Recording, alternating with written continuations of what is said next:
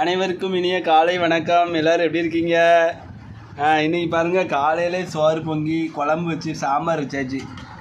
நல்லா திக்காக வச்சு பருப்பு குழம்பு மாதிரி அப்படியே சாம்பார் மாதிரி அழகாக வச்சு இறக்கிட்டேன் பாருங்கள்.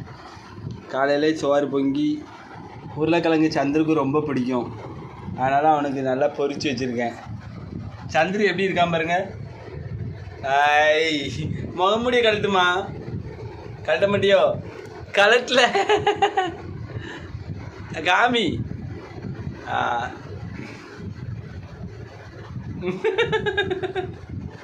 இன்னைக்கு செவ்வாய்க்கிழமைனால நல்லா சோறு பொங்கி சாம்பார் வச்சு காலையிலே சாப்பிட்டுட்டு இப்போ வேலைக்கு கிளம்ப போகிறேன்.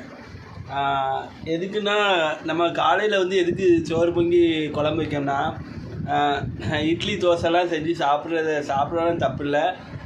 ஆனால் வந்து நம்ம காலையிலே சோறு பொங்கி சாப்பிட்றது வேலை மிச்சமாகும். 2 நேரம் சோறு சாப்பிட்டுக்கலாம், ஒரு நேரம் மட்டும் நம்ம டிஃபன் சாப்பிட்டுக்கலாம். சரியா? இந்த மாதிரி வேலை டைங்கெல்லாம் இந்த மாதிரி பண்ணி சாப்பிடுங்க. உடம்புக்கும் நல்லா ஹெல்த்தியாக இருக்கும், உடம்புக்கும் ரொம்ப நல்லது. வீடியோ பிடிச்சா லைக் பண்ணுங்கள், கமெண்ட் பண்ணுங்கள். நன்றி.